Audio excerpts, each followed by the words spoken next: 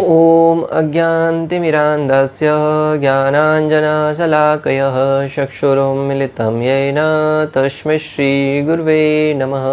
हरे कृष्णा।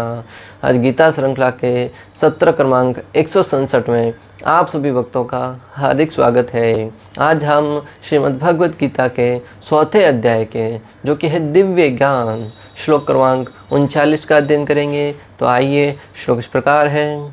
श्रद्धावान लभते ज्ञानम तत्परः संशत इंद्रियः ज्ञानम लब्ध्वा पराम शांतिम चिरेणाधिगच्छति। अर्थात जो श्रद्धालु दिव्य ज्ञान में समर्पित है और जिसने इंद्रियों को वश में कर लिया है वह इस ज्ञान को प्राप्त करने का अधिकारी है और इसे प्राप्त करते ही वह तुरंत आध्यात्मिक शांति को प्राप्त होता है। अगर इसका श्लोक का पिछले श्लोक से इसका संबंध देखें तो दिव्य ज्ञान प्राप्त करने की योग्यता क्या है। अर्जुन के मन में जिज्ञासा उत्पन्न हुई कि दिव्य ज्ञान के बारे में तो आपने बता दिया, परंतु दिव्य ज्ञान प्राप्त करने की योग्यता क्या है। गत सत्र में हमने श्लोक क्रमांक 37, 37 और 38 में पढ़ा था कि दिव्य ज्ञान प्राप्त करने से हमें क्या क्या लाभ होते हैं, दिव्य ज्ञान प्राप्त करके व्यक्ति किस स्थिति तक ऊपर उठ सकता है। तो यहाँ पे अर्जुन के मन में जिज्ञासा उत्पन्न हुई कि दिव्य ज्ञान प्राप्त करने की योग्यता क्या है, क्योंकि योग्यता बहुत महत्वपूर्ण है भक्तों, पात्रता बहुत महत्वपूर्ण है। हर कोई व्यक्ति दिव्य ज्ञान प्राप्त नहीं कर सकता। कोई इस भौतिक जगत में साधारण उदाहरण ले लीजिए, किसी को अगर कुछ पुलिस में भी भर्ती होना है तो उसे अनेक प्रकार की ट्रेनिंग से होकर गुजरना होता है। उसकी योग्यता होनी चाहिए, तभी जाके वो इस पद पर बैठे। डॉक्टर बनना है, टीचर बनना है, उसके लिए योग्यता चाहिए। खैर वो बात अलग है कि आज आरक्षण के नाम पर अनेक लोगों को शिक्षकों के पद के ऊपर भर्ती कर दी जाती है, जिससे आज के आप देख रहे हैं कि आज का जो शिक्षा प्रणाली है उसमें बच्चों को ज्ञान ही नहीं है। अभी कुछ दिन पहले एक वीडियो आया था, उसमें शिक्षकों के जाकर जब कुछ अधिकारी स्कूल में जाकर शिक्षकों से कुछ पूछ रहे तो उनको इंग्लिश पढ़ना तक नहीं आता। फिर वो बच्चों को क्या पढ़ाएंगे भला। एक स्थान पर बैठकर पूरा दिन गप्पे मारते हैं, बच्चों से कहते तुम भी खुश हम भी खुश। तो किसी को भी कोई भी पात्रता होनी चाहिए, तब जाकर वो उस कार्य को ठीक से कर पाएगा। तो दिव्य ज्ञान प्राप्त करने की भी पात्रता होनी चाहिए। जिस प्रकार द्रोणाचार्य ने एकलव्य को धनुर्विद्या नहीं दी, उसको अपना शिष्य नहीं बनाया। लोग अनेक प्रकार के लांछन लगाते हैं, परंतु शास्त्रों की दृष्टि से देखा जाए तो उस समय जो युद्ध कला में निपुण होने चाहिए थे वो क्षत्रिय थे। क्षत्रिय ही धर्म के लिए युद्ध करते थे। अगर धर्म के युद्ध में क्षत्रियों को किसी की आवश्यकता पड़े और वो बुलाए, तब जाकर दूसरों को उसमें भाग लेने का अवसर प्रदान किया जाता था। वरना अगर अपने इंद्रियों को तुष्ट करने के लिए, मात्र अपना जलवा दिखाने के लिए, अपना कर्तव्य दिखाने के लिए अगर कोई धनुर्विद्या सीख रहा है और उसका प्रयोग किसी अबोध बालक पर, अबोध जीव पर कर रहा है, एकलव्य ने क्या किया, कुत्ते के मुंह में बाण डाल दिया। द्रोणाचार्य दृश्य देखकर समझ गए कि इसने अगर धनुर्विद्या प्राप्त कर ली तो ये आगे चलकर उत्पात ही मचाएगा, समाज में अशांति का कारण बनेगा। जब एक साधारण जीव को बिना किसी कारण के, बिना किसी, मात्र अपने पास शक्ति है इसलिए मार रहा है, तो वो इस शिक्षा की योग्य नहीं है, इसलिए उनसे अंगूठा मांग लिया था। तो शास्त्रों के जो सिद्धांत है वो बहुत ही गहन भक्तों, इसे समझने के लिए हमें पूर्ण श्रद्धा होनी चाहिए और गुरु का मार्गदर्शन होना चाहिए। तो भगवान इस श्लोक में अर्जुन के प्रश्न का उत्तर देते हैं। अर्जुन का प्रश्न क्या था कि इस दिव्य ज्ञान को प्राप्त करने की योग्यता क्या है। तो यहाँ पे भगवान कह रहे हैं कि जो श्रद्धालु दिव्य ज्ञान में समर्पित हैं, जो व्यक्ति, जो श्रद्धालु, श्रद्धा शब्द है वो बहुत ही महत्वपूर्ण है। श्रद्धालु दिव्य ज्ञान में समर्पित हैं। तो श्रद्धावान लभते ज्ञानम, जो श्रद्धालु दिव्य ज्ञान में समर्पित हैं, इसके ऊपर हम चर्चा करेंगे कुछ। जिस व्यक्ति की भगवान श्री कृष्ण में दृढ़ श्रद्धा है वही भगवद गीता का दिव्य ज्ञान प्राप्त कर सकता है।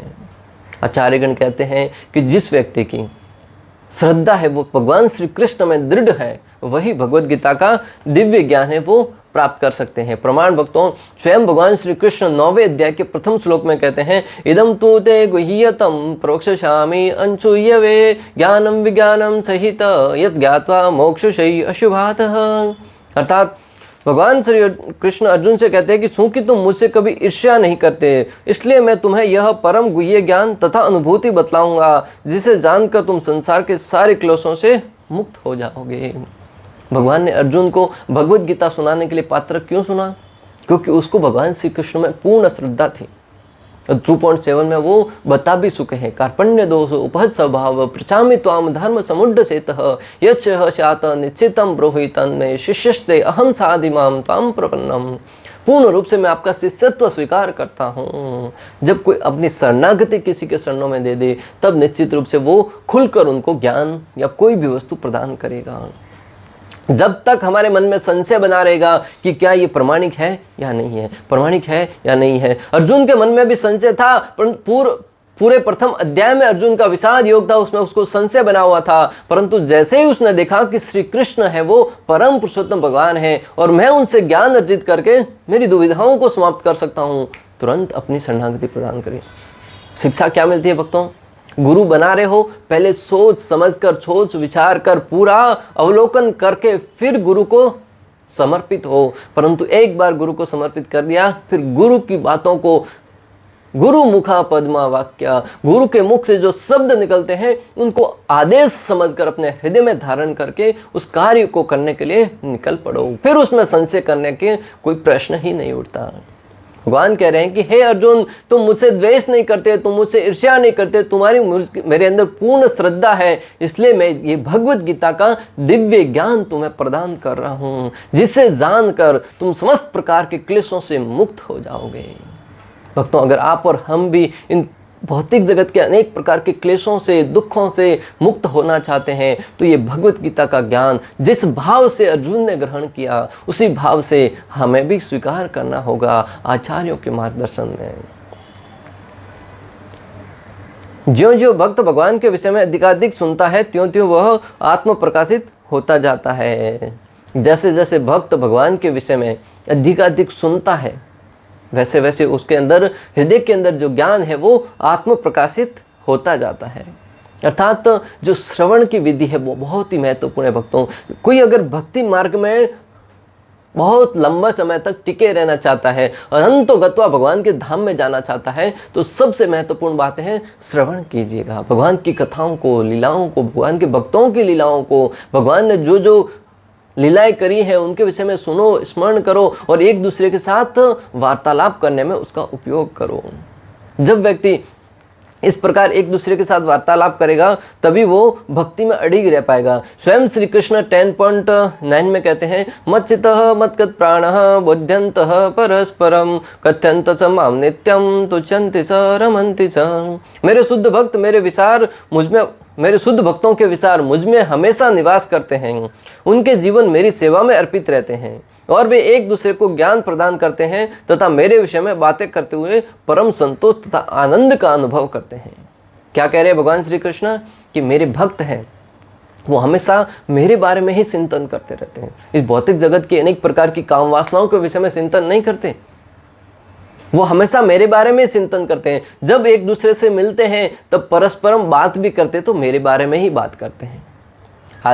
आज का मानव थोड़ा सा भी समय मिला एक दूसरे से बात करने के लिए तुरंत तीसरे आदमी की धज्जियां उड़ाना प्रारंभ कर देता है।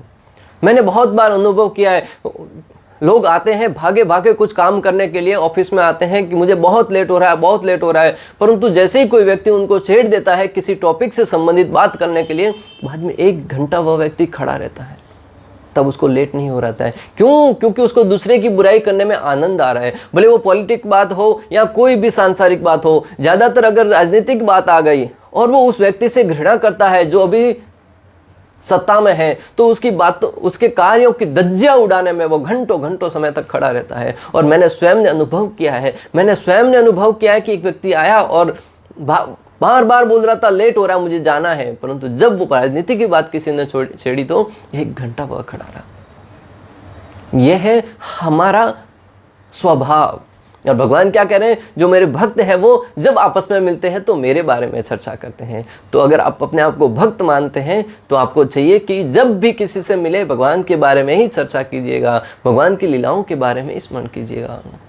और ऐसा व्यक्ति, भगवान कहते हैं कि तुरंत मुक्त हो जाता है। और अपने चित्त में आनंद की अनुभूति करता है। उसको कहीं और बाहर से आनंद ढूंढने की आवश्यकता नहीं पड़ती, वो स्वयं के अंदर आत्मा के अंदर ही आनंद की अनुभूति करता है। इसके दृष्टांत आते हैं भक्तों प्रहलाद महाराज ने क्या भक्ति करी थी बचपन से। प्रहलाद महाराज को उसकी माता के गर्भ में ही नारद मुनि ने भागवत कथा सुना दी थी।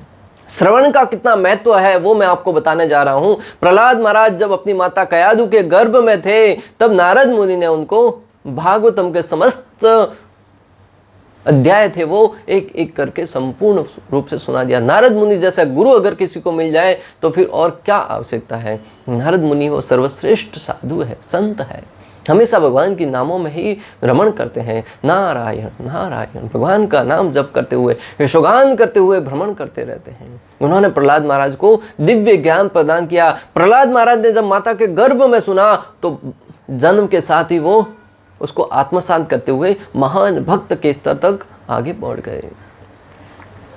रुक्मिणी देवी का दूसरा उदाहरण आता है। रुक्मिणी देवी भीष्म की कन्या थी। उनके जब कोई व्यक्ति उनके घर पे आता था तो हमेशा श्री कृष्ण की लीलाओं के बारे में बखान करता था। जब कोई साधु आते थे कृष्ण की महिमाओं का यशोगान करते थे। जैसे जैसे रुक्मिणी देवी है वो भगवान श्री कृष्ण के बारे में सुनती गई, वैसे वैसे उनकी श्रद्धा है वो भगवान श्री कृष्ण के चरणों के प्रति बढ़ती गई। एक दिन ऐसे निश्चय किया उन्होंने कि मैं अगर पति रूप में किसी को प्राप्त करूंगी तो मात्र श्री कृष्ण के अलावा किसी को नहीं करूंगी। भक्तों मैं आपको बताना चाह रहा हूं, विवाह से पहले रुक्मिणी देवी ने अभी तक एक बार भी कृष्ण के दर्शन नहीं किए थे। दर्शन किए थे तो मात्र कानों से, भगवान के बारे में श्रवण करके।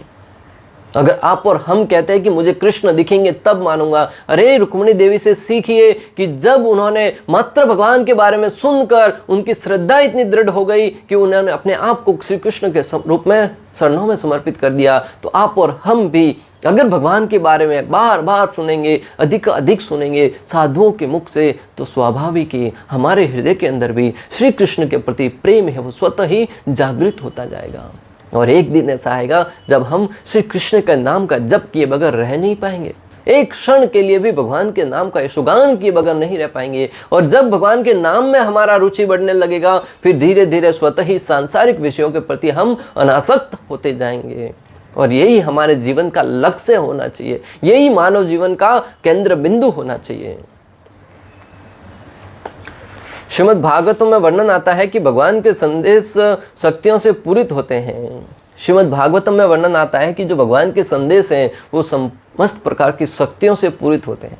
उनके अंदर अनेक प्रकार की शक्तियां निहित होती है जिनकी अनुभूति तभी होती है जब भक्तजन भगवान संबंधित कथाओं की परस्पर चर्चा करते हैं। और उसकी अनुभूति कब होती है? जब भगवान के भक्त है वो भगवान के संबंधित एक दूसरे के साथ चर्चा करते हैं, वार्तालाप करते हैं। अभी हमने 10.9 में समझा कि किस प्रकार भगवान के भक्त हैं वो एक दूसरे के मिलते हैं तो भगवान के विषय में ही चर्चा करते हैं। तो यहाँ पे भागवतम में जो वर्णन आया है कि भगवान के संदेश की शक्ति, भगवान के संदेश है वो अनेक प्रकार की शक्तियों से पूरित होते हैं। और उसका अनुभव कब होगा? जब हम आपस में एक दूसरे के साथ भगवान के विषय में वार्तालाप करेंगे। श्रील प्रभुपाद लिखते हैं कि श्री कृष्ण में दृढ़ विश्वास रखने वाला ही इस तरह का कृष्ण भावना भावित ज्ञान प्राप्त कर सकता है। अगर हमें भगवान श्री कृष्ण के विषय में दृढ़ विश्वास जागृत करना है हृदय में तो हमें चाहिए कि कृष्ण भावनामृत विधि को अपनाएं। जो भी कार्य करते हैं श्री कृष्ण के लिए करें। कृष्ण भावनामृत का अर्थ है कि हम परिवार में रहते हुए, समाज में रहते हुए, अपने कार्यों को करते हुए उनके फल है वो श्री कृष्ण को अर्पित करते हुए उनको कार्यों को नियोजित करें। ये हो गया कृष्ण भावनामृत। भोजन बना रहे श्री कृष्ण को भोग लगाकर स्वीकार कीजिए। भोजन स्वीकार आप ही करो परंतु पहले भगवान को भोग लगा लो जिससे वो खाने से प्रसाद बन जाएगा। ऐसे हर एक कार्य है हमारा केंद्र में श्री कृष्ण को रखते हुए जब उन कार्यों को हम नियोजित करेंगे तो वो भक्ति कार्य बन जाएंगे। वही पुरुष श्रद्धावान कहलाता है जो ये सोचता है कि कृष्ण भावना भावित होकर कर्म करने से वह परम सिद्धि प्राप्त कर सकता है। श्रद्धावान की परिभाषा क्या है? जो व्यक्ति ये सोचता है कि कृष्ण भावनामृत में रहकर ही हम भक्ति की पराकाष्ठा को प्राप्त कर सकते हैं, हम परम सिद्धि को प्राप्त कर सकते हैं, यह है श्रद्धा। वरना अनेक लोग ऐसे होते हैं जिनको जो कहते हैं कि हम भगवान को मानते हैं, हम श्री कृष्ण की गीता को मानते हैं, कृष्ण के कहे अनुसार कर्म भी करते हैं, परंतु उनके अंदर दृढ़ श्रद्धा नहीं होती कि श्री कृष्ण ही भगवान है। जब कहीं से सुनते हैं तो मन में संशय उत्पन्न होता है, अरे कृष्ण तो अभी 5000 वर्ष पूर्व आए थे, परंतु भगवान तो पहले भी थे, फिर कृष्ण को कैसे भगवान माने। हाँ, कृष्ण महान पुरुष हो सकते हैं, शिवाजी महाराज की तरह, अनेक राजा महाराजाओं की तरह, परंतु वो भगवान कैसे हो सकते हैं। तो ये दोगलापन है। जो जिस व्यक्ति के अंदर भगवान की भक्ति तो करता है परंतु श्रद्धा नहीं है, उसकी भक्ति है वो विनष्ट हो जाती है। गत सत्र में हमने पढ़ा था कि अगर कोई व्यक्ति श्री कृष्ण में श्रद्धा नहीं रखता है तो ऐसा व्यक्ति है वो समस्त प्रकार के तपस्याओं का, समस्त प्रकार की यज्ञों का फल से वंचित कर दिया जाता है। और अगर ऐसे व्यक्ति का अगर हम मुख भी देख लें तो हमें गंगा स्नान करना चाहिए। तो सबसे महत्वपूर्ण बात है कि हम श्रद्धा शब्द पे चर्चा कर रहे हैं कि भगवान के अंदर श्रद्धा होना नितांत आवश्यक है, तभी हम भक्ति में आगे बढ़ पाएंगे। संचेत इंद्रिय, जिसने इंद्रियों को वश में कर लिया है। दूसरा है जिसने इंद्रियों को वश में कर लिया है। इंद्रियों को वश में करने का क्या अभिप्राय है? इंद्रियों को वश में करने का अर्थ है अनियंत्रित इंद्रिय भोग नहीं करना, इंद्रियों को बुद्धि द्वारा नियंत्रित रखना। इंद्रियों को नियंत्रित करने का अर्थ है कि इंद्रियों को अनेक प्रकार के इंद्रिय भोग में जाने से बचाना, अनियंत्रित इंद्रिय भोग नहीं करना। अगर आपको व्यवहारिक जीवन में जीवन यापन करना है तो पर स्त्री संग नहीं करना है, विवाह के सूत्र में बंध कर विवाह से अपनी पत्नी के साथ संग करेंगे, वो हो गया नियंत्रित। और अनियंत्रित यानी कि लोग अनेक प्रकार के स्थानों पर जाकर व्यभिचार करते हैं, अनेक प्रकार के गलत कार्यों में नियुक्त होते हैं, ये हो गया अनियंत्रित। नियंत्रित यानी हम प्रसाद स्वीकार करते हैं, भगवान को भोग लगा उसे प्रसाद रूप में स्वीकार कीजिए, ये हो गया नियंत्रित इंद्रिय भोग। और अगर अनियंत्रित यानी कि अनेक मात्रा में बाहर गए, यहाँ से सैंडविच खा लिया, वहाँ से वो खा लिया, ये खा लिया, पूरे दिन खाने के विषय में ही मन में चर्चा चलती रहती है, वो तो इंद्रिय अनियंत्रित इंद्रिय भोग। तो जिसके अंदर इंद्रिय भोग करने में नियंत्रण बना है, बुद्धि के द्वारा वो अपने मन को नियंत्रण में रखता है, वह हो गया संयमित इंद्रिय भोग। भगवान ने अर्जुन को इसीलिए गीता का दिव्य ज्ञान दिया क्योंकि अर्जुन ने इंद्रियों को विजय पा ली थी। यहाँ पे शब्द आया कि जो इंद्रिय निग्रह करता है, एक तो श्रद्धावान होना चाहिए, अर्जुन श्रद्धावान भी था, और दूसरा इंद्रिय निग्रह होना चाहिए। तो अर्जुन ने इंद्रियों पर भी विजय प्राप्त कर ली थी। आपको ज्ञात होगा तो अर्जुन का एक नाम गुड़ाकेश भी है, जिसका अर्थ है जिसने निद्रा पर विजय प्राप्त कर ली हो। अर्जुन रात में भी बाण चलाता था, रात में भी अभ्यास करता था। गुड़ाकेश अर्जुन है वो निद्रा पर पूर्ण रूप से विजय प्राप्त कर चुका था, अनेक प्रकार की इंद्रियों को अपनी शक्ति से, सामर्थ्य से, तपस्या के बल पर अपने वश में कर लिया था। आप और हम भी अगर अपनी इंद्रियों को वश में कर सकते हैं, अनियंत्रित इंद्रिय भोग से बचा सकते हैं, तो हम भगवान की भक्ति में दृढ़ बने रह सकते हैं। कृष्ण भावना भावित हुए बिना इंद्रियों को वश में करना मुश्किल ही नहीं, अत्यंत कठिन है। अगर हम कृष्ण भावना भावित नहीं होते हैं और इंद्रियों को वश में करने का प्रयास करते हैं तो वह मुश्किल ही नहीं, बहुत कठिन है भक्तों। और इनके दृष्टांत आज भरे पड़े हैं। अनेक लोग आवेश में आकर, भावनाओं में आकर संन्यास ले लेते हैं, अपने जीवन से विरक्त तो हो जाते हैं, परंतु कुछ समय के उपरांत जब उनका मन साधना में नहीं लगता, ध्यान से आनंद प्राप्त नहीं होता है, उचित मार्गदर्शन नहीं होने के कारण, तो वो या तो समाज सेवा की तरफ मुड़ जाते हैं, या गांजा, अफीम, इन सब का सेवन करना प्रारंभ कर देते हैं, या समाज में अनेक प्रकार के राजनीतिक क्षेत्र में मुड़ जाते हैं। अगर उन्होंने संन्यास लिया था इस जगत से कि परमात्मा की सेवा करेंगे, वहाँ से परमात्मा की सेवा में उनको आनंद प्राप्त हो रहा है, तो कहीं और झुकने की आवश्यकता नहीं रह जाती। परंतु वो विधि पूर्वक जब भगवान श्री कृष्ण को अपने आप को समर्पित नहीं करते तो उनके अंदर अनेक प्रकार का विचलन पैदा होता है, और वो विचलन उनको या तो राजनीति की तरफ धकेलता है, या समाज सेवा की तरफ धकेलता है, या परोपकार की तरफ धकेलता है, या अच्छा नागरिक बनने की तरफ धकेलता है। इसलिए हमें चाहिए कि हम पूर्ण रूप से भगवान श्री कृष्ण के कृष्ण भावनामृत में रहते हुए श्री कृष्ण की सेवा करें। दृष्टांत भक्तों सुदामा का ले लीजिए। सुदामा थे, बहुत गरीब थे, बहुत निर्धन बोले तो बहुत, कभी कभी तो 2 समय का भोजन भी उनको ठीक से प्राप्त नहीं होता था। बच्चे भूखे सो जाते थे, माता उनकी पत्नी भूखी सो जाती थी। बच्चे जब पिताजी बाहर से भिक्षा मांग कर आते थे, कुछ नहीं प्राप्त होता था, तो बच्चे असहाय भाव में उनके सामने खड़े होकर देखते थे कि पिताजी कुछ भोजन लेके आए होंगे, परंतु जब पिताजी को खाली हाथ देखते थे तो अंदर निराशा का सन्नाटा सा जाता था। रात को मात्र पानी पीकर सो जाते थे। पर तो कल्पना कीजिए, एक पिता के लिए इससे अधिक दुखदायी क्या हो सकता है, जब वो कुछ प्राप्त करने के लिए, भोजन प्राप्त करने के लिए निकला है, घर पे उसकी पत्नी और उसके बच्चे उसकी राह देख रहे हैं कि कब पिताजी आएंगे और कब हम भोजन करेंगे। और जब पिताजी खाली हाथ आते हैं, बच्चे आशा भरी निगाहों से टकटकी लगाए देख रहे होते हैं। और उस अवस्था में अगर पिता उनको कुछ प्रदान नहीं कर पाए तो उस पिता पर क्या गुजरेगी। बच्चों को असहाय भाव में देखकर उनके सिद्ध पर क्या गुजरती होगी। परंतु फिर भी सुदामा है वो अड़िग रहे, भगवान श्री कृष्ण के ऊपर श्रद्धा रखते हुए कृष्ण भावनामृत को छोड़ा नहीं, कि उन्होंने कभी लांछन नहीं लगाया, हे कृष्णा मैं तुम्हारी भक्ति कर रहा हूँ, हे कृष्णा तुम मेरे मित्र तक हो, मैं तुम्हारी साधना में तपस्या में इतना लीन हूँ, फिर भी मैं गरीब बनते जा रहा हूँ, फिर भी मुझे 2 समय का भोजन नहीं मिल रहा है। आज का मानव होता तो तुरंत उंगली उठा देता, हे कृष्णा मैं तुम्हारी भक्ति कर रहा हूँ, क्या उसका फल यही दिया तुमने मुझे। परंतु धन्य है सुदामा जिन्होंने कृष्ण भावनामृत की विधि नहीं छोड़ी। परिणाम भक्तों, अंत में उनको भगवान ने इतना धनाढ्य बना दिया, इतना पुरस्कार दे दिया कि सुदामा माला माल हो गया।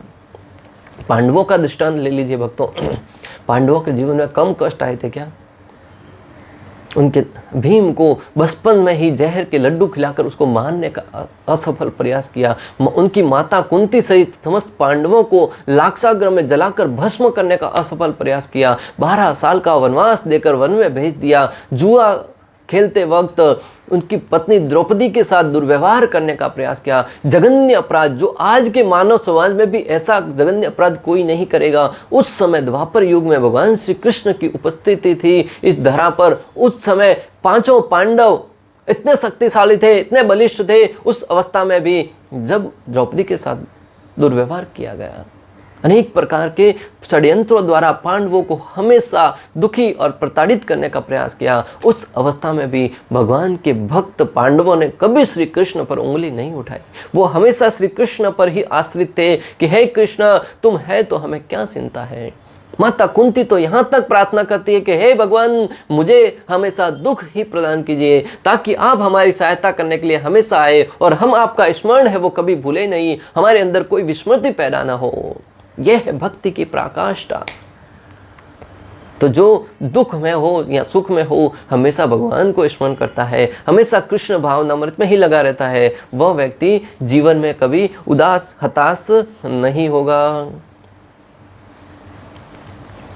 जिसने दिव्य ज्ञान प्राप्त करके इंद्रियों को वश में कर लिया है वह इस ज्ञान को प्राप्त करने का अधिकारी बन जाता है। जिसने दिव्य ज्ञान प्राप्त करके इंद्रियों को वश में कर लिया है वह इस ज्ञान को प्राप्त करने का अधिकारी बन जाता है। ध्रुव महाराज ने तपस्या करके साधना करके भगवान को प्रसन्न कर लिया, और जब स्तुति करना चाह रहा था तब उसको श्लोक नहीं आ रहे थे, तब भगवान ने उसको पात्र समझकर उसके शंख का यहाँ पे स्पर्श किया, और जैसे ही उसने शंख का भगवान का पंचजन्य नामक शंख ध्रुव को स्पर्श हुआ, उसके हृदय में 4 वेदों का ज्ञान है वो अप्लावित हो गया। तो ज्ञान प्राप्त करने के लिए भी हमारे अंदर पात्रता होनी चाहिए।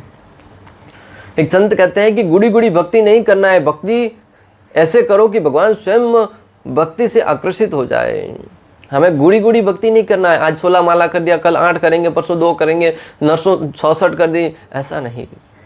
एक निश्चित मात्रा में ध्यान पूर्वक भगवान के नाम का जप कीजिए। उस अवस्था में भगवान दौड़े चले आएंगे आपके पीछे। गोपियों का दृष्टांत भक्तों, गोपियों ने इतनी तीव्र भाव से भगवान की भक्ति करी कि भगवान अपने आप को रोक नहीं पा रहे थे, हमेशा गोपियों के साथ लीला करने के लिए दौड़े चले जाते थे। यह है गोपियों की महान भक्ति।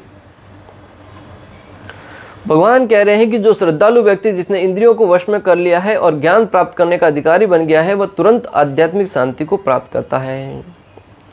बहुत ही सुंदर दृष्टांत भक्तों, जिसने श्रद्धा को प्राप्त कर लिया, आध्यात्मिक ज्ञान को प्राप्त कर लिया है, भक्ति को प्राप्त कर लिया है, वह आध्यात्मिक शांति प्राप्त करने का अधिकारी बन जाता है। इस भौतिक जगत की शांति की बात नहीं की जा रही है, आध्यात्मिक शांति, जो अंदर से भी शांत हो, बाहर से भी पूर्ण रूप से शांति का व्यवहार करें। वरना इस जगत में हम शांति प्राप्त करने के लिए अलग अलग स्थानों पर जाकर शांति तो प्राप्त करना चाहते हैं, परंतु अंदर ही अंदर हृदय जलता हो प्रतीत होता है। कहीं शांत स्थान पर चले जाओ, कहीं घूमने चले जाओ बहुत दूर, परंतु वहां पर भी अगर किसी और व्यक्ति को हमसे श्रेष्ठ वही कार्य करते हुए देखेंगे तो स्वाभाविक ही हमारे अंदर जलन पैदा होगी। उस अवस्था में व्यक्ति शांति की अनुभूति नहीं कर सकता। परंतु भगवान कह रहे हैं कि दिव्य आध्यात्मिक शांति प्राप्त करेगा, अर्थात पूर्ण रूप से शांत और चित्त वाला व्यक्ति आनंद की अनुभूति करेगा। यहाँ पर आध्यात्मिक शांति का अर्थ है जब व्यक्ति अंदर इंद्रिय भोग की इच्छा समाप्त हो जाए, मन पूर्ण रूप से भगवान सेवा में लगा हो, भौतिक कष्टों से विचलित न हो। आध्यात्मिक शांति का अभिप्राय क्या कहा जा रहा है? जब व्यक्ति के अंदर इंद्रिय भोग की इच्छा समाप्त हो जाए। प्रथम है कि जब हमारे अंदर इंद्रिय भोग की इच्छा है वो समाप्त हो जाए। दूसरा, मन पूर्ण रूपेण भगवान की सेवा में लगा हो और मन उन इंद्रियों को बार बार ये आदेश ना दे कि ये भोग करना है, ये भोग करना है। मन पूर्ण रूप से भगवान के श्री चरणों की सेवा में लग जाए। भौतिक कष्टों से विचलित ना हो। भौतिक जगत में अनेक कष्ट आएंगे, दुख आएंगे, संतप्त आएंगे, परंतु उनसे विचलित हुए बिना जो व्यक्ति अपने आप को श्री कृष्ण की सेवा में लगा के रखता है, वह व्यक्ति पूर्ण रूप से आध्यात्मिक शांति प्राप्त करता है। पांडवों का दृष्टांत आता है, माता सीता का दृष्टांत आता है कि किस प्रकार पांडवों के जीवन में अनेक कष्ट आए, फिर भी उनका मन हमेशा श्री कृष्ण में लगा रहा। माता सीता के जीवन में कितने कष्ट आए, एक स्त्री ही इस बात को समझ सकती है कि पराया पुरुष उनको अपने पति से विलग करके किसी और राज्य में नहीं, किसी और देश में लेके जाता है। वहां पर अनेक प्रकार की प्रताड़नाएं देता है, अनेक प्रकार से विवश करता है कि तुम मेरी अधीनता स्वीकार कर लो, परंतु फिर भी माता सीता है वो तट से मस्त नहीं हुई, अपने हृदय में हमेशा शांत भाव से बैठी रही। भगवान श्री रामचंद्र को अपना एकमात्र आश्रय मानकर उनके श्री चरणों के अंदर अपने आप को समर्पित करके सेवा भाव के भाव से उनको प्रार्थना करती रही। श्रील प्रभुपाद लिखते हैं कि श्रद्धा भक्ति के द्वारा तथा हरे कृष्ण महामंत्र के जाप द्वारा प्राप्त की जा सकती है। श्रद्धा प्राप्त करने का जरिया क्या है? भगवान श्रील प्रभुपाद लिखते हैं कि श्रद्धा है वो हरे कृष्ण महामंत्र का जप करके और भक्ति के द्वारा श्रद्धा प्राप्त की जा सकती है, क्योंकि इससे हृदय की सारी भौतिक मलिनता दूर हो जाती है। जब हम हरि नाम का जप करेंगे तो हमारे अंदर की जो मलिनता है, जो दुष्टता है, जो कष्ट है, अनेक प्रकार के रोग है, वो धीरे धीरे स्वच्छ हो जाएंगे और हमारे अंदर श्रद्धा है वो स्वतः ही भगवान के प्रति उत्पन्न होगी। इसके अतिरिक्त मनुष्य को चाहिए कि अपनी इंद्रियों पर संयम रखे। जो व्यक्ति कृष्ण के प्रति श्रद्धावान है और जो इंद्रियों को संयमित रखता है, वह शीघ्र ही कृष्ण भावनामृत के ज्ञान में पूर्णता प्राप्त करता है। जो व्यक्ति इंद्रियों को वश में करता है, श्री कृष्ण की सेवा में हमेशा लगा रहता है, वह धीरे धीरे आध्यात्मिक शांति प्राप्त करने के स्तर में आगे बढ़ता है। इस प्रकार श्लोक क्रमांक 39 का भक्ति वेदांत तात्पर्य पूर्ण हुआ। अंत तक हमारे साथ बने रहने के लिए आप सभी का हृदयपूर्वक बहुत बहुत धन्यवाद। श्रील प्रभुपाद की जय। श्री श्री राधा गोपीनाथ भगवान की जय। श्रीमद् भगवद गीता की जय। हरे कृष्णा कृष्ण कृष्ण हरे हरे, हरे राम।